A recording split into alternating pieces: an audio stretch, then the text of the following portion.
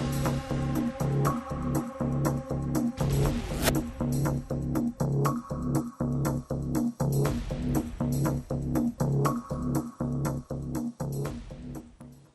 দর্শক, আমন্ত্রণ জানাচ্ছি চ্যানেল 24-এর সাপ্তাহিক নিয়মিত আয়োজন জিসকা প্রেজেন্স পিউলি মেডিকেল 24 অনুষ্ঠানে আজকের পর্বে আপনাদের সাথে আছি আমি ডাক্তার সিফাত রহমান। প্রিয় দর্শক, কিডনি স্বাস্থ্য একটি জাতীয়, বৈশ্বিক এবং পরিবেশগত জনস্বাস্থ্য সমস্যা। সারা বিশ্বে প্রায় প্রতি 10 জনে একজন ক্রনিক কিডনি ডিজিজে আক্রান্ত। বাংলাদেশেও কিন্তু এই চিত্রটা ব্যতিক্রম নয়। কিডনি রোগকে বলা হয় নীরব ঘাতক বা সাইলেন্ট কিলার। প্রথম দিকে দেখা যায় যে কোনো ধরনের উপসর্গ প্রকাশিত হচ্ছে না, রোগী বুঝতেই পারেন না যে তার অজান্তেই তার কিডনিটি ধীরে ধীরে বিকল হয়ে যাচ্ছে। রোগ যতদিনে ধরা পড়ে ততদিনে কিডনি হয়তো অকার্যকর হয়ে যায়। রোগীর সামনে তখন খোলা থাকে দুটি পথ, ডায়ালাইসিস অথবা কিডনি ট্রান্সপ্লান্ট। কিডনি ট্রান্সপ্লান্ট এই বিষয়টি নিয়ে আসলে সাধারণ জনগণের মনে অনেক ধরনের ভয়, ভীতি বা অনেক ধরনের আসলে অপপ্রচারও আছে, প্রচলিত আছে, যে অনেকেই মনে করেন যে আসলে কিডনি ট্রান্সপ্লান্ট করাটা কতটুকু সেফ হবে বা তিনি আসলে কতটা সুস্থ স্বাভাবিক জীবনযাপন করতে পারবেন, বা যিনি আসলে কিডনি ডোনেট করবেন তিনিও একটা ভীতিতে থাকেন যে ডোনেট করার পরবর্তীতে তার কি কোনো ধরনের সমস্যা হবে কি না। এই বিষয়গুলো কিন্তু আসলে সাধারণ জনমনে খুব স্বাভাবিক প্রশ্ন। তো এই বিষয়গুলোই আজকের পর্বে আমরা চেষ্টা করব আপনাদের সাথে আলোচনা করবার। আমাদের আজকের বিষয়বস্তু কিডনি ট্রান্সপ্লান্টেশন। আর এই বিষয়টি নিয়ে আলোচনার জন্য স্টুডিওতে আজকে আমাদের সাথে আমন্ত্রণ জানিয়েছি আমাদের দেশের অত্যন্ত খ্যাতনামা দুজন চিকিৎসককে। আমাদের আজকের আমন্ত্রিত অতিথিদের সাথে পরিচয় করিয়ে দিচ্ছি। আমাদের সাথে উপস্থিত আছেন অধ্যাপক doctor Harunur Rashid, chief consultant, kidney foundation hospital and research institute, প্রতিষ্ঠাতা সভাপতি, কিডনি ফাউন্ডেশন। আমাদের সাথে স্টুডিওতে আরও উপস্থিত আছেন ডাক্তার মোহাম্মদ সাকিবুজ্জামান আরেফিন, অধ্যাপক, kidney foundation hospital and research institute, kidney ও মেডিসিন বিশেষজ্ঞ। প্রিয় দর্শক, আমাদের এই আয়োজনটি যেহেতু সরাসরি সম্প্রচারিত হচ্ছে কিডনি ট্রান্সপ্লান্টেশন বিষয়ক, আপনাদের মনে যদি কোনো প্রশ্ন থাকে সেক্ষেত্রে আমাদেরকে সরাসরি ফোন করতে পারছেন। যে নাম্বারটিতে ডায়াল করতে হবে সেটি টিভি স্ক্রলে একটু পরপর দেখতে পাবেন। আপনাদের দুজনকেই আমন্ত্রণ জানাচ্ছি। ধন্যবাদ স্যার, শুরুতে আপনার কাছে আসি যে বাংলাদেশে কিডনি রোগীদের সংখ্যাটা যদি চিন্তা করা হয়, সংখ্যাটা কিন্তু নেহায়াত কম নয় এবং এখন এটা একটা বিশাল কনসার্ন আমাদের জন্য, কারণ আমাদের মতো এত ঘনবসতিপূর্ণ একটা দেশে যদি কিডনি রোগীর সংখ্যা এত ক্রমবর্ধমান হারে বেড়ে যায় সেক্ষেত্রে এটা আমাদের চিকিৎসা ব্যবস্থার উপর বেশ একটা বার্ডেন তৈরি করে। তেমনটাই আপনারা মনে করছেন। তো একটু শুরুতেই জানতে চাই যে কমনলি কোন রোগগুলো আপনারা বেশি পাচ্ছেন? আমাদের দেশে যে কিডনি রোগীর সংখ্যা সেটা হচ্ছে 2010 সাল থেকে শুরু করা হয়। তখন আমাদের কিডনি রোগীর সংখ্যা ছিল 16 থেকে 18% আমাদের টোটাল পপুলেশন। এবং এখন 2024 সালে আমরা যে আরেকটা স্ক্রিনিং প্রোগ্রাম করলাম তাতে এটা চলে গেছে 22%। এর প্রধান কারণ হচ্ছে আমাদের দেশে ডায়াবেটিসের সংখ্যা ক্রমান্বয়ে বৃদ্ধি পাচ্ছে। যখন প্রথম যেটা 6% ছিল সেটা এখন 11% হয়ে গিয়েছে। উচ্চ রক্তচাপের সংখ্যা আগে ছিল 10%, 10 বছর আগে, এখন এটা হয়েছে 30%। আর কিডনি নেফ্রাইটিস যেটা রোগটা, যেটা সাধারণত শিশু, বাচ্চা সবারই হয়ে থাকে, সেক্ষেত্রে সেইটার সংখ্যা ক্রমান্বয়ে কমে যাচ্ছে আর কি। কিন্তু এই যে এত সংখ্যা বেড়ে যাচ্ছে, যার ফলে আপনার আমরা বলে থাকি প্রতি 7 জনেরই একজন কিডনি রোগী। এটা একটা ভয়াবহ অবস্থা। এবং আপনি নিজেই বলেছেন যে কিডনি রোগী কখনো সিমটম হয় না বা বুঝতে পারে না রোগীরা। এই যে সিমটম হয় না বা বুঝতে পারে না, যার জন্য রোগীরা কখনোই ডাক্তারের কাছে আসে না, কারণ আমার সিমটম নাই, আমি সুস্থ আছি, ভালো আছি। কিন্তু আমরা বলে থাকি যদি আপনার ডায়াবেটিসে ভোগেন বা আপনার উচ্চ রক্তচাপে ভোগেন, আপনার কোনো সমস্যা থাকুক বা না থাকুক, আপনি যদি ইউরিন টেস্টটা করে দেখেন যে ওখানে কোনো অ্যালবুমিন যাচ্ছে কিনা, অর্থাৎ তাকে একটা স্ক্রিনিং এর আওতায় তাকে আসতে হবে। এবং সেইটা তো সমস্ত 170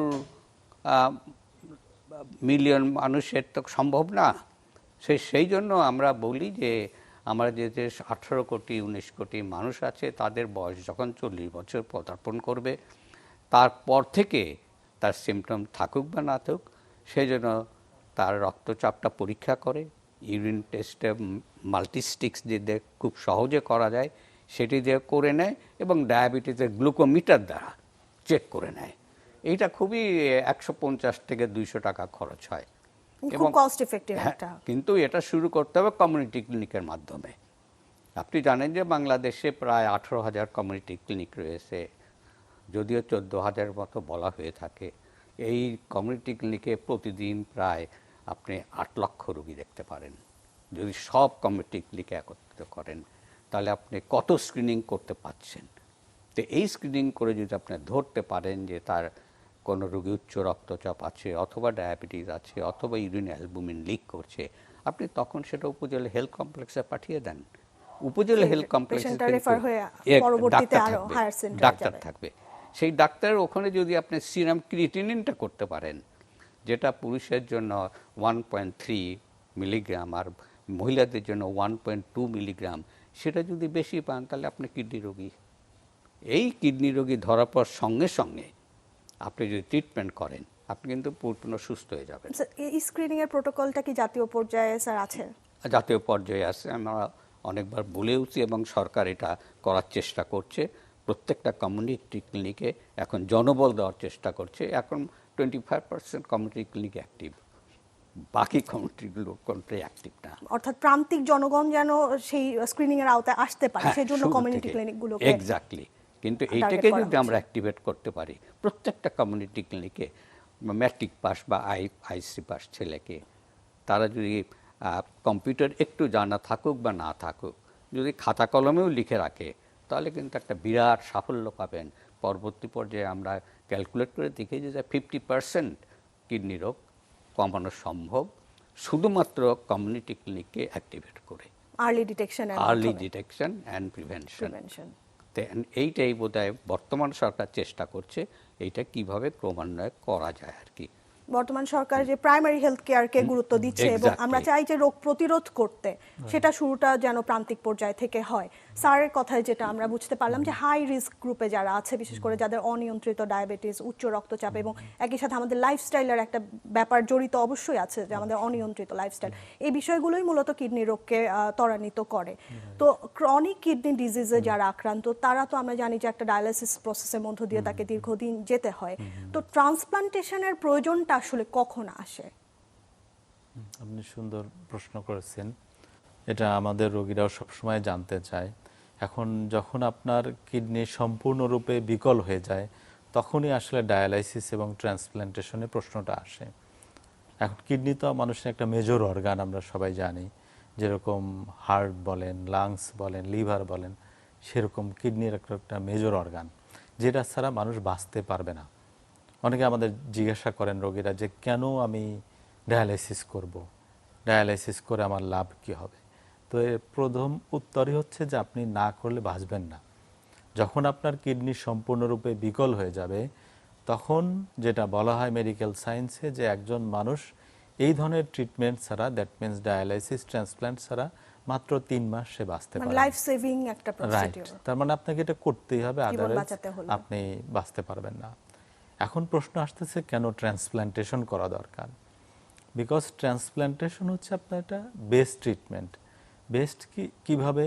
যে আপনি ডায়ালাইসিস করলে আপনি কিছু কিডনির ফাংশন রিপ্লেস করতে পারতেছেন, কিন্তু বাকি যে ফাংশনগুলো, হরমোনাল যে ফাংশন, সেই ফাংশনগুলো আপনি রিপ্লেস করতে পারতেছেন না। এটা শুধুমাত্র ট্রান্সপ্লান্টের মাধ্যমে সম্ভব। প্লাস হচ্ছে আপনি যদি ডায়ালাইসিস করেন, হেমোডায়ালাইসিস এবং পেরিটোনিয়াল, 2 ধরনের ডায়ালাইসিস আছে, যেটা আপনাকে লাইফ লং কন্টিনিউ করতে হবে। যেমন হেমোর ক্ষেত্রে আপনাকে সপ্তাহে 3 দিন সেন্টারে যেতে হবে, তাহলে আপনাকে 3 দিন এবং 4 ঘন্টার একটা সেশন, তাহলে আপনার 12 ঘন্টা সেখানে আপনাকে টাইম ব্যয় করতে হবে, প্লাস আসা যাওয়ার ব্যাপার আছে। তাহলে আপনি একজন যদি কর্মক্ষম মানুষ হন, তাহলে আপনি আপনার চাকরি, ব্যবসা এটা কিন্তু কন্টিনিউ করতে পারবেন না, বিকজ আপনি যদি 3 দিন অ্যাবসেন্ট থাকেন, আপনার এটা থাকবে না। পেরিটোনিয়াল ডায়ালাইসিস যদিও এটা বাড়িতে করা সম্ভব, কিন্তু এটা এক্সপেন্সিভ। কিন্তু ট্রান্সপ্লান্টেশন যেটা, যে আপনি বলা যায় যে আপনি সম্পূর্ণ নতুন একটা জীবন ফিরে পাবেন। আর কিডনির ক্ষেত্রে সবচেয়ে বড় একটা ভালো ব্যাপার, যে মানুষের তো 2টা কিডনি আমরা সবাই জানি। মানুষের কিন্তু 2টা কিডনি সুস্থভাবে বেঁচে থাকার জন্য প্রয়োজন নেই। আপনার যদি একটি কিডনি সুস্থভাবে থাকে তাহলে সেটা দিয়ে আপনি সুস্থভাবে বেঁচে থাকতে পারবেন। এখন আমাদের প্রায় প্রত্যেকেরই 2টা কিডনি। সুতরাং আমি যদি আমার একটা কিডনি অন্যের প্রয়োজনে, আমার নিকট আত্মীয়র প্রয়োজনে দিতে পারি, তাহলে আমি আমার নিকট আত্মীয়কে নতুন একটা জীবন দান করলাম এবং উনি নতুন একটা জীবন পেল। তো সেক্ষেত্রে যিনি দান করলেন তার সমস্ত পরীক্ষা নিরীক্ষা আসলে করে দেখা হয় এবং তার কোনো ক্ষতির আশঙ্কা থাকে না, উনি বরং সুস্থ থাকেন। যিনি নিলেন উনি সারা জীবনের জন্য নতুন জীবন পেয়ে গেলেন, ওনার আর ডায়ালাইসিস লাগবে না। তবে হ্যাঁ, ওনাকে সারা জীবন ডাক্তারের তত্ত্বাবধানে কিছু থাকতে ফলো হবে আপে তাকে অবশ্যই থাকতে হবে এবং ওষুধ খেতে মানে হবে। চিকিৎসকের যে নির্দেশনাগুলো আপনারা দিয়ে থাকেন সেগুলো তাকে মেনে চলতে চলতে হবে। আচ্ছা, আমাদের সাথে একজন ফোনে দর্শক আছেন, আমরা ফোন কলটি নিয়ে আসছি। হ্যালো দর্শক, আসসালামু আলাইকুম। হ্যাঁ, ওয়ালাইকুম আসসালাম। জি, আমরা শুনতে পাচ্ছি, আপনার নাম বলে প্রশ্নটি করুন। আমার নাম মেরি, বাট আমার পেশেন্টের নাম মেহজাবিন সিদ্দিকা। জি দর্শক, আপনার প্রশ্নটি করুন। হ্যালো। হ্যালো। জি, আপনার প্রশ্নটি করুন। হ্যাঁ, আমার প্রশ্নটা হচ্ছে, আমার মেয়েটার সিদ্দিকা ডে বাই ডে ছোট হয়ে আসতেছে। এখন ওর কিডনি লাইন বেশি।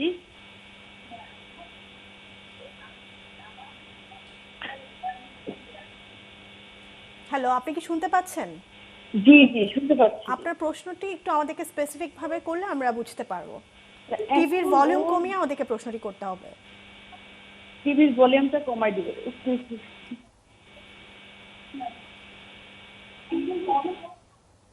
ওকে ওকে। হ্যালো। জি, শুনতে পাচ্ছি। এখন আমার মেয়ের কিডনি নাইনও বেশি, কিডনি নাইন 2.5 চলে আসছে।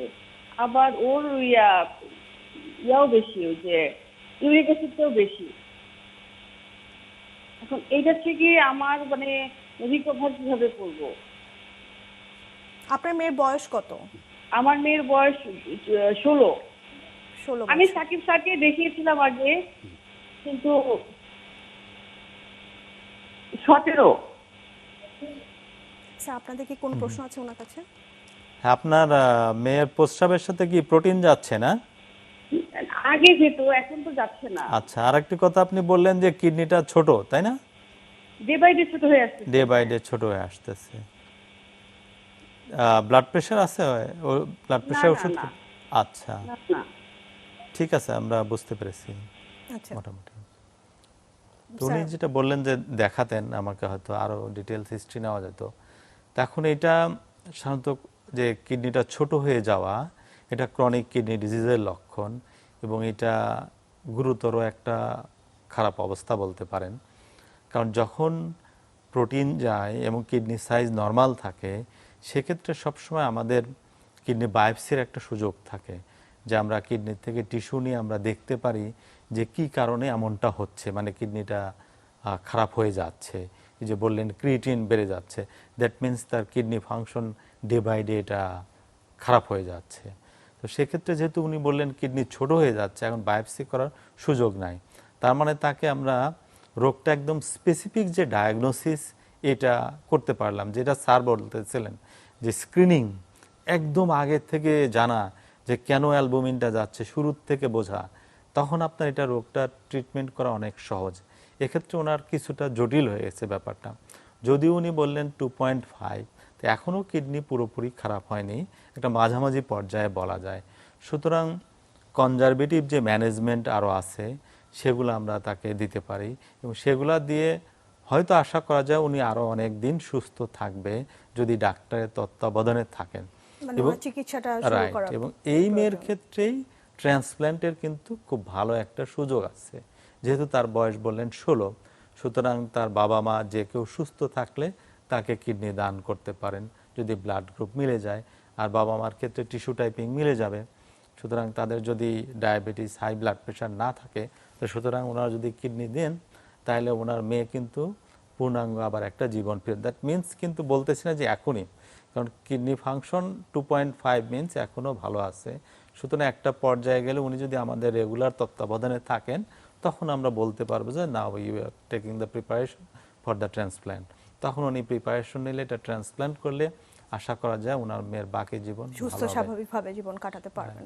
আচ্ছা স্যার, আপনার কাছে একটু আসি যে বাংলাদেশে কিডনি ট্রান্সপ্লান্টেশনের মানে ইতিহাস যদি আপনার কাছে জানতে চাই, যে বাংলাদেশে ঠিক কবে থেকে আপনারা শুরু করেছেন বা এই পর্যন্ত কতজন রোগীর উপরে আপনারা অ্যাপ্লাই করেছেন? প্রথম কিডনি সংযোজন শুরু হয় 1981 সনে। তখন পিজি হসপিটাল নামে ওটা করা হয় আর কি। তো তারপর থেকে 1988 সন থেকে এটা রেগুলার শুরু করা হয়। এবং প্রথম দিকে শুরু করা যখন হয় তখন কিডনি ট্রান্সপ্ল্যান্টেশনে যে গতি, সেই গতিটা আস্তে আস্তে বাড়তে থাকে এবং 10টা সেন্টারে তখন কিডনি ট্রান্সপ্ল্যান্ট শুরু হয়ে যায়, সরকারি এবং বেসরকারি পর্যায়ে মিলে। কিন্তু ক্রমান্বয়ে দেখা যায় যে রিলেটিভসের অভাব হচ্ছে আর কি, বাবা মা ভাই বোন ডোনারের অভাব হচ্ছে। সেজন্য আপনার 2011 সালে প্রথম অর্গান অ্যাক্ট ল তৈরি করা হয়। তারপরে সেইটা আরও আপগ্রেড করে 2018 সালে আত্মীয় স্বজনের এটা আরও বাড়ানো হয় এবং 2025 সালে যেটা লেটেস্ট হলো সেইটাকে আপনার মোটামুটি 20 থেকে 22 জন আত্মীয় স্বজন কিডনি ডোনেট করতে পারবে। এদের বয়স হতে হবে, কিডনি ডোনারের বয়স হতে হবে 18 বছর থেকে 65 বছর পর্যন্ত, এবং যারা কিডনি রিসিভ করবে তাদের বয়স ধরেন রিলেশনের মধ্যে প্রায় আমরা যেটা করি 12 বছর থেকে 65 বছর পর্যন্ত। কিন্তু যেহেতু কিডনি ট্রান্সপ্ল্যান্টেশন দুইভাবে করা যায়, একটা হচ্ছে জীবিত ব্যক্তি আত্মীয় স্বজনের মাধ্যমে, আর একটা হচ্ছে মৃত ব্যক্তি যেটা আইসিইউতে মৃত্যুবরণ করেছে তাদের ক্ষেত্রে। আইসিইউতে মৃত্যুবরণ করা ছাড়াও রোড ট্রাফিক অ্যাক্সিডেন্টে যদি তাৎক্ষণিকভাবে আপনি তার কিডনি দুটো জোগাড় করতে পারেন তাহলে সেক্ষেত্রেও করা যায় আর কি। সেটা উন্নত বিশ্বে সেটাও করা হচ্ছে এখন আর কি। আমাদের দেশে তো আপনি জানেন হিউজ রোগী হিউজ মানুষ রোড ট্রাফিক অ্যাক্সিডেন্টে মারা যায়, প্রায় 25,000 প্রতি বছর। তো এই দুইটার কারণে আমরা প্রথমে চেষ্টা করছি এখন সেটা হচ্ছে প্রতিদিন kidney foundation hospital research institute সপ্তাহে 2টা করে কিডনি ট্রান্সপ্লান্ট করে, এবং অন্যান্য বেসরকারি প্রতিষ্ঠান সিকেডিউ একটা আছে, তারাও প্রায় 3-4টা করে ট্রান্সপ্লান্ট করে প্রতি সপ্তাহে। বাংলাদেশ মেডিকেল ইউনিভার্সিটি করে, national institute of kidney disease and neurology করে, এবং এর আগে আরও কিছুগুলো ছিল। তারা এখন ওই অর্গান অ্যাক্ট লতে কিছু প্রবলেম থাকার জন্য ওরা আর এখন বেশি করে না। অ্যাপোলোতেও খুব কম করা হয়, ইউনাইটেডেও কম করা হয়। তবে এরা এই আমাদের এখন যে ক্যাডাভারিক ট্রান্সপ্লান্ট শুরু হবে, আমরা এই যে সমস্ত হসপিটালে আইসিইউ সেটআপ ভালো আছে তাদেরকে আমরা বলবো যে ডোনার হসপিটাল, এবং অন্যান্য হসপিটাল তাদেরকে বলবো আমরা রিসিপিয়েন্ট হসপিটাল। মানে তারা রিসিপিয়েন্টগুলো ডোনার হসপিটাল থেকে যখন দেবে তখন তারা ওই রোগীগুলোকে ট্রান্সপ্লান্ট করতে পারবে। এ পর্যায়ে 2023 সালে আমরা 2টো ডিসিজ বা ক্যাডাভারিক ট্রান্সপ্লান্ট সাকসেসফুলি করা হয়েছে, 2টো কিডনি এবং তার সঙ্গে 2টো চক্ষু কর্নিয়া ট্রান্সপ্লান্ট। আবার 2024 সালে আবার 2টো করা হয়েছে, সেটারও 2টো কিডনি এবং 2টো চক্ষু। এখন আমরা এছাড়া স্কিন ট্রান্সপ্লান্ট অনেক আগের থেকেই চলছে, সেটা করা হচ্ছে। কর্নিয়াল ট্রান্সপ্লান্ট অনেক বেশি হয়েছে, প্রায় 1,500-এর মতো বেশি। বোন ম্যারো ট্রান্সপ্লান্ট বাংলাদেশে প্রতি হচ্ছে 2010 সাল থেকে 2015 সাল থেকে শুরু করে এটা চলছে এখন প্রায় 4টে সেন্টারে বোন ম্যারো ট্রান্সপ্লান্টেশন। সুতরাং আমরা ক্রমান্বয়ে উন্নতি করে যাচ্ছি, অগ্রসর হচ্ছি সামনের দিকে এবং উন্নত বিশ্বের সাথে তাল মিলিয়ে। স্যার, আমরা একটি ছোট্ট বিরতিতে যাব, বিরতির পর ফিরে আসছি। প্রিয় দর্শক, জিসকা প্রেজেন্স পিউলি মেডিকেল 24 অনুষ্ঠানে এই পর্যায়ে একটি ছোট বিরতিতে যাচ্ছি, ফিরে আসছি বিরতির পর। আমরা সাথেই থাকুন।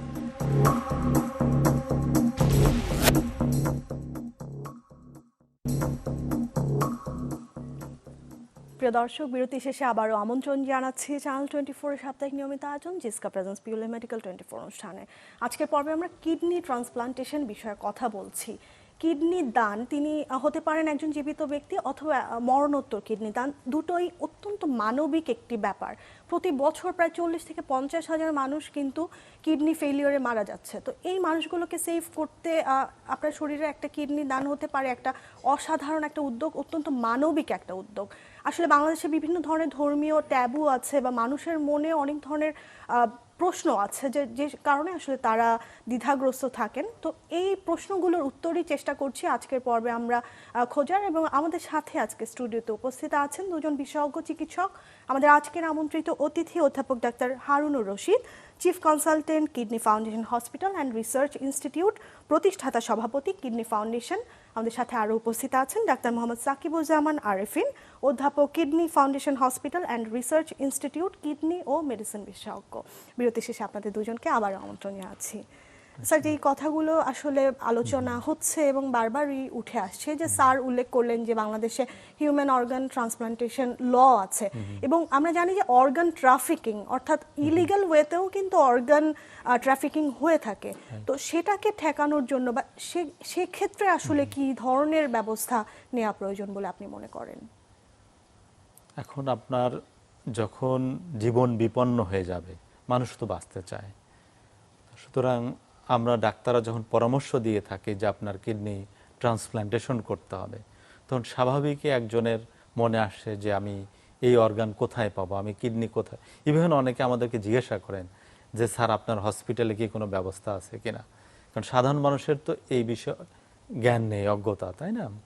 তো আমরা তখন বলি যে দেখেন, একজন মানুষের তো 2টা কিডনি থাকে, এবং এক্ষেত্রে এই যে অর্গান ট্রাফিকিং এই ব্যাপারটা সারা বিশ্বেই একটা বড় থ্রেট। সুতরাং এটাকে রোধ করার জন্য একটা ল আছে, এবং বাংলাদেশে এই লটা অনেক আগে থেকেই আছে, এবং রিসেন্টলি এটাকে আপডেট করা হয়েছে। সুতরাং এই আইনের মধ্যে যারা আছেন তারা লাইভ রিলেটেড কিডনি দান করতে পারবেন, অর্থাৎ জীবিত মানুষ। স্যার, একই সাথে একটু জানতে চাই যে আপনারা আসলে ক্রাইটেরিয়াটা কিভাবে সেট করেন, অর্থাৎ কারা এলিজিবল হচ্ছেন কিডনি দান করতে, সেই পরীক্ষা নিরীক্ষাগুলো আসলে কি? জি, আমি ওটা আসছি। তাহলে সেক্ষেত্রে আপনার যে বাবা মা কিডনি দান করতে পারবেন, সন্তান বাবা মাকে দান করতে পারেন, স্পাউসের ক্ষেত্রে দান করতে পারেন, এবং আপনার ফার্স্ট কাজিন ভাই বোন এরা কিডনি দান করতে পারেন, এবং রিসেন্টলি আপনার স্টেপ ব্রাদার, স্টেপ মাদার এটাকেও অ্যাড করা হয়েছে, তা ওনারাও দিতে পারবেন, এবং ভাগনা, ভাগ্নি, ভাস্তা, ভাস্তি ওনারাও কিডনি দিতে পারবেন, এবং চাচা, ফুপু, খালা, মামা এরাও। তাহলে বিশাল একটা ডোনার পুল কিন্তু অলরেডি ক্রিয়েট করা হয়ে গেছে, যে ওনারা কিডনি, বিকজ যে এটাকে অর্গান ট্রেডিং যেটা, এটাকে থামিয়ে দেওয়া। এখন হচ্ছে যে আপনি জিজ্ঞাসা করলেন যে কিভাবে আগাবেন, কারা আমরা প্রসিড করি কিভাবে। তাই প্রথম হচ্ছে আইনের ব্যাপার আসতে, যে যিনি যেই ব্যক্তি দান করবেন উনি আইনের ভিতরে আছেন কিনা। দ্বিতীয় ব্যাপার হচ্ছে যে যিনি দান করবেন আমরা সবার আগে তার সুস্থতা ইনশিওর করি, যে উনি অর্গান দান করার পরে উনি সম্পূর্ণরূপে সুস্থ থাকবেন, অর্থাৎ ওনার ভবিষ্যতে এটা কোনো ঝুঁকির কারণ হবে না। এখন তো প্রথম আপনার যেটা ব্যাপার, যে ডোনারের সাথে আপনার ব্লাড গ্রুপ ম্যাচ করতে হবে। তবে ব্লাড গ্রুপ ম্যাচ না করলেও কিন্তু কিডনি ট্রান্সপ্লান্টেশন করা যায়, এবং যেটা কিডনি ফাউন্ডেশন কিন্তু অলরেডি আমরা করে আসতেছি, এবং সারা বিশ্বে এটা অনেক দিন যাবৎ হয়ে আসতেছে। সুতরাং ব্লাড গ্রুপ ম্যাচ ব্যাপার না, আপনি এটা উতরাইতে পারবেন। সেকেন্ড হচ্ছে আপনার টিস্যু টাইপিংটা মিলতে হবে, HLA টাইপিং বলি, বিকজ যে কোনো অর্গান ট্রান্সপ্লান্টেশনের ক্ষেত্রে রিজেকশন একটা ইম্পর্টেন্ট। আমাদের বডি বাইরের কোনো কিছু অ্যাকসেপ্ট করতে চায় না, এটা রিজেক্ট করতে চায়। সুতরাং সেক্ষেত্রে HLA টিস্যু টাইপিং এইটা করে দেখতে হবে যে ওনার সাথে ম্যাচ করে কিনা। অল্প পরিমাণ ম্যাচ করলেও অনেক ক্ষেত্রে ট্রান্সপ্লান্ট সম্ভব। এবং বাংলাদেশে HLA টিস্যু যে টেস্ট, এটা কিন্তু বেশ সেন্সিটিভ টেস্ট, কিন্তু বাংলাদেশে এটা অনেক দিন যাবত আছে, বেশ কয়েকটা ল্যাব এটা করে থাকে। সুতরাং এইগুলো যদি ম্যাচ করে, এরপরে যিনি দিবেন ওনার মেইন কয়েকটা ক্রাইটেরিয়া, যে ওনার কোনো ডায়াবেটিস থাকা যাবে না, ওনার উচ্চ রক্তচাপ থাকা যাবে না, এবং উনি বড় ধরনের কোনো রোগে ভুগছেন, like heart disease, liver disease, এ ধরনের কোনো রোগ থাকা যাবে না। এরকম যদি একজন ডোনার হয়, তাহলে কিন্তু উনি ওনার কিডনি দান করতে পারবেন। এরপরেও আমরা তার বলতে পারেন যে পুরো শরীরের সমস্ত অঙ্গ প্রত্যঙ্গ আমরা স্ট্রাকচারালি এটা চেক আপ করি, যে আসলেই যেটা বললাম যে 10 বছর 20 বছরে ওনার কোনো রিস্ক আছে কিনা যিনি দান করবেন। সুতরাং দাতার সেফটি সবার আগে ইনশিওর করা, রিস্ক বেনিফিট রেশিওটা আপনারা হিসাব করেই সিদ্ধান্তটা নেন। এবং সারা বিশ্বের স্টাডি বলে যিনি কিডনি দান করেন ওনারা সুস্থ মানুষের চেয়ে বেশি দিন বাঁচেন। কেন বেশি দিন বাঁচেন এটাও স্টাডি করা হয়েছে, বিকজ তার শরীর কিন্তু সম্পূর্ণ চেক আপ হয়ে গিয়েছে যে উনি আসলেই সুস্থ আছেন। এবং এই যে একটা মানবিক নিজের মধ্যে শান্তি প্রশান্তি যে আমার কারণে আরেকজন মানুষ জীবন পেয়েছে, এটাও তার মধ্যে কাজ করে। এখানে একটা ছোট প্রশ্ন, যে যিনি কিডনি দান করলেন তিনি তো একটা কিডনি নিয়ে বেঁচে আছেন, তো তার যদি পরবর্তীতে কিডনি ডিজিজ হয় বা তার যদি সিকেডি হয় তখন তার কি হবে? আমরা ওই যে আপনাকে বললাম যে 10, 20, 30 বছরের ওই risk টা স্ট্যাটিস্টিক্যালি হিসেব করেন। আপনার বৈজ্ঞানিকভাবে এটা যাচাই বাছাই করা হয় যে এই ব্যক্তির 20-30 মানে তার জীবদ্দশায় তার কিডনি রোগ হওয়ার চান্স ভেরি ভেরি লেস, আচ্ছা। মানে নাই বললেই হয়। সুতরাং এইভাবে আমরা অগ্রসর হই এবং স্টেপ বাই স্টেপ তার টেস্টগুলো করা হয়। এরপরে আমরা যেহেতু ইথিক্যাল মেডিকেল লিগ্যাল কিছু ইস্যু থাকে যে আসলে উনি ওনার আত্মীয় কিনা, সেটা যাচাই বাছাই করা হয় এবং এরপরে আমরা ট্রান্সপ্ল্যান্টেশন প্রক্রিয়ায় চলে যাই। এবং খুবই আশার কথা যে বাংলাদেশের বর্তমান যে ল, এটা নতুন যেটা হয়েছে, এটা আরও সুন্দরভাবে বিস্তারিতভাবে কিভাবে এই স্টেপগুলো আগাইতে হবে সেগুলা বর্ণনা করা আছে, যার ফলে এখন এটা সহজ হয়ে গেছে। আচ্ছা, আমি একটু স্যারের কাছে আসি, যে মৃত ব্যক্তির কিডনি ট্রান্সপ্ল্যান্ট নিয়ে স্যার বলছিলেন, তো স্যার যেই ক্রাইটেরিয়াগুলোর কথা বললেন যে একজন জীবিত ব্যক্তির ক্ষেত্রে, তো একজন মৃত ব্যক্তির ক্ষেত্রে আপনারা কিভাবে এই যাচাই বাছাই বা এই ক্রাইটেরিয়াগুলো কিভাবে নির্ধারণ করেন? জি, এটা খুব ইম্পর্টেন্ট কোশ্চেন। এখন আমরা জানি যে সাধারণত আইসিইউতে কারা যায়, রোড ট্রাফিক অ্যাক্সিডেন্টের মানুষজন যায়, আর এছাড়াও যখন কারো হার্ট অ্যাটাক হয় সে যায়, এবং অন্যান্য বিভিন্ন কারণে লিভারের প্রবলেম থাকলে যায়, ফুসফুসের প্রবলেম থাকলে যায়।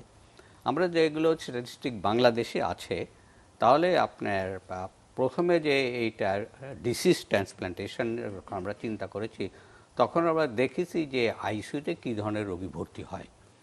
আমরা দেখেছি যে বাংলাদেশে আপনার কিডনি রোগী তো আপনি 40 থেকে 50 হাজার বললেন, লিভার ফেলিওরে মারা যায় 30 থেকে 35 হাজার রোগী প্রতি বছর, কিন্তু হার্ট অ্যাটাকের রোগী মারা যায় 1 লাখের উপরে, অনেক বড় একটা এবং ব্রেন স্ট্রোকে মারা যায় ওই 1 লাখের উপরে।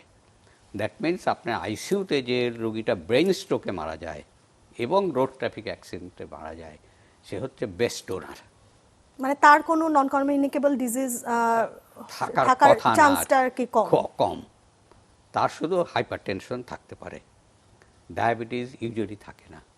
তবে তখন ওই রোগীদেরকে আবার বিভিন্ন ইনভেস্টিগেশন করা হয়, লাইফ রিলেটেড ট্রান্সপ্ল্যান্টের মতোই। আচ্ছা, সব দেখতে হয়, এবং দেখে যখন মনোনীত করা হয় যে তার 2টো কিডনি সুস্থ আছে, তার হার্ট ঠিক আছে, লাংস ঠিক আছে, এবং অন্যান্য অর্গান ঠিক আছে, তখন সে অ্যাজ এ বেস্ট ডোনার হিসাবে কিডনি দিতে পারে। তখন ওই যে ওনার রিলেশন যে তাকে অ্যাপ্রোচ করা হয়, আমরা বলি ট্রান্সপ্লান্ট কোঅর্ডিনেটর।